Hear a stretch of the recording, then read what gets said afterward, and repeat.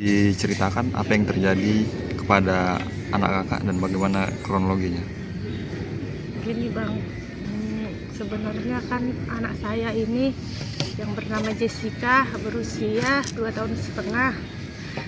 Pada saat itu dia mengalami demam dan kami pun membawanya ke klinik medikal, dan di situ dijelaskan bahwa trombositnya turun dan mereka merujuk untuk diopname. Dan kami pun pergi ke rumah sakit Santa Elizabeth. Kami masuk dari IGD. Di situ dilakukan cek suhu dan suhunya itu sekitar 40 derajat Celcius. Setelah itu Jessica tadi dikasih obat melalui anus. Setelah dikasih obat itu kan bang, udah turunnya demamnya. Kan setiap berapa kali sejam diperiksa, dan demamnya tidak naik turun, sehingga pada tanggal 3 Januari kami ngomong sama perawatnya, "Suster, anak saya sudah tidak demam lagi. Anak saya penyakitnya cuma demam. Bolehkah kami pulang?" Perawat itu mengatakan, "Tidak bolehlah Bu. Kalau Ibu pulang, BPJS Ibu kami nonaktifkan selama 2 minggu. Jadi saya berpikir, sudahlah. Akhirnya kami mengikuti peraturan rumah sakit dan kami percaya bahwa anak kami nanti bakalan sembuh. Setelah itu sekitar pukul 12 siang dokter Nelly menyatakan bahwa Jessica terkena DBD. Setelah itu sekitar sore perawat ada menyuntikkan Jessica.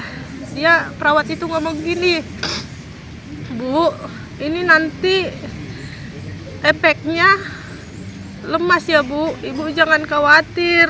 Perawatnya ngomong gitu. Terus aku bilang, "Iya suster."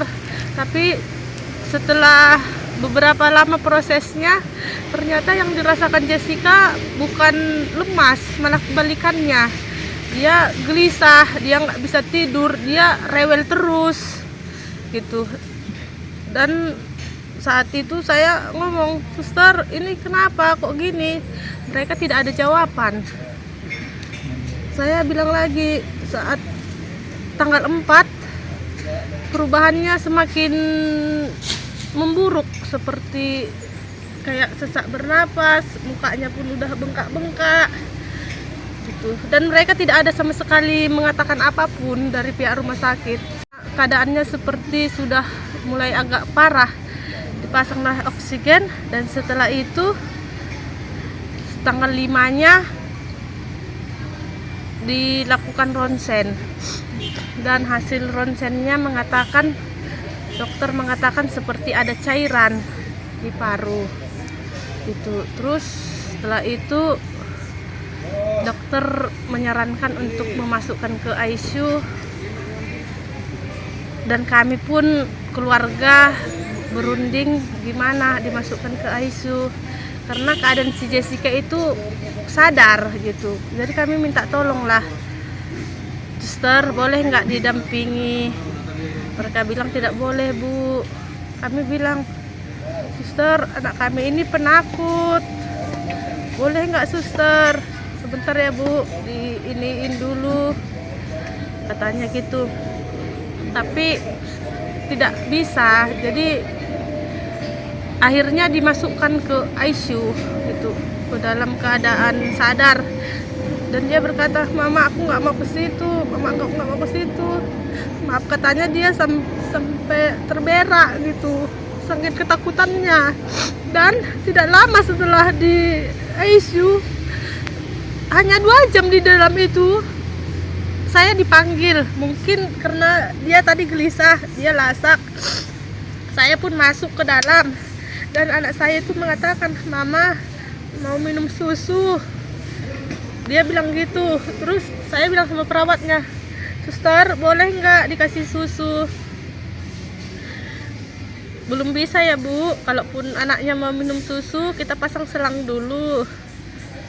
Oh gitu ya, Mama kalau kayak gitu minumlah, katanya dia kehausan. Gak boleh dek, kalau gitu mak kompeng lah, dia bilang kayak gitu kan Bang. Jadi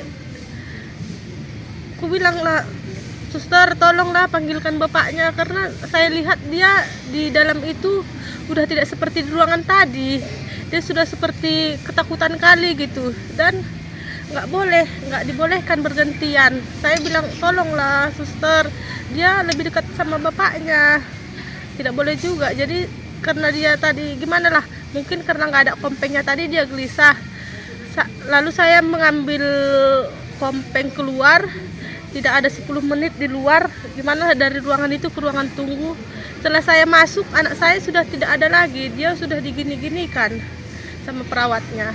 Dan di situ saya lihat perawat itu mengatakan, mana dokter, mana dokter.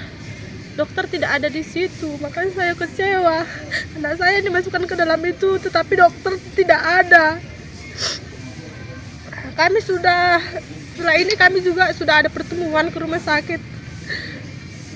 Dan pernyataan mereka tidak benar. Dibilangnya dokter ada di situ, padahal waktu saya di situ, mana dokter dek, mana dokter dek. Dokternya tidak ada. Situ saya merasa kecewa, anak saya sehat, dimasukkan ke dalam itu, nggak ada 2 jam dia sudah meninggal.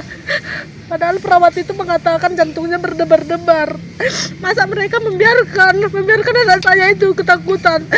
Berarti kan kalau jantung berdebar-debar itu kan berarti dia kena ketakutan. Tapi di rumah sakit itu tidak ada kasih. Dia tega melihat anak saya menangis di dalam itu. Anak saya itu penakut. Saya kecewa. Setelah saya tanya penyakitnya apa, mereka seperti berbelit-belit. Mereka tidak mengatakan. Terima kasih. Jadi meninggal itu jam berapa Kak? Meninggalnya jam setengah 12 Bang. Masuk ke ICU itu sekitar pukul setengah 10. Malam, berarti malam ya? Iya, Setengah tanggal 5. Tanggal 5. Itu Kak, katanya meninggal kenapa katanya? Itulah nggak dibilangnya Bang, nggak ada dikasih tahunya kenapa meninggal. Setelah tidak ada, udah Bang, kami disuruh udah dibawa ke ruangan itu gitu, nggak ada. Kemarin juga pertemuan ada nggak Bang, dibilang kenapa diagnosanya itu? Nggak ada, nggak ada diagnosanya. Makanya saya heran, begitu anak saya sehat, dia masuk ke dalam sadar. Jadi sudah ada berapa kali pertemuan dengan pihak rumah sakit ya? Sudah ada 2 kali pertemuan Bang, yang terakhir itu saya pertemuan pertama dengan bapaknya, kedua kali saya. Dan jawaban antara perawat dan dokter itu berbeda. Sepertinya mereka ada menutupin sesuatu gitu. Jadi kemarin tuh 2 kali pertemuan dengan rumah sakit itu dalam rangka apa kemarin? Menanyakan Bang, sebenarnya gimana, sakit apa dia gitu. Menanyakan lebih jelas apa penyakitnya gitu. Jadi ini kedatangannya ke Polda Sumatera Utara dalam rangka apa Kak? Kayak bermohon lah Bang, kayaknya belum nggak terima. Kenapa aku bilang nggak terima Bang? Kayaknya ada yang sesuatu di antara mereka gitu, karena ditanya pun beda-beda jawabannya Bang, antara dokter, perawat, bahkan di ruangan ICU jawabannya tidak sama. Jadi ini yang dilaporkan siapa nih Kak? Saya. Yang dilaporkan siapa? Dokternya. Kenapa aku melaporkan dokternya Bang? Karena atas izin dokter. Karena susternya menyuntik atas izin dokter gitu Bang. Makanya kemarin saya bilang, yang disuntik pada tanggal 3 sore itu, obat apa yang disuntikkan itu? Kenapa tidak sama hasilnya? Gitu. Tidak gini, katanya nanti aku maunya mereka terbuka gitu. Terbuka, kenapa bisa meninggal gitu Bang?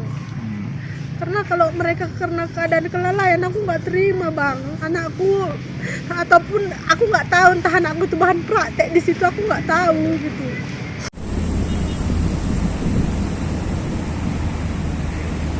Download Tribun X sekarang, menghadirkan lokal menjadi Indonesia.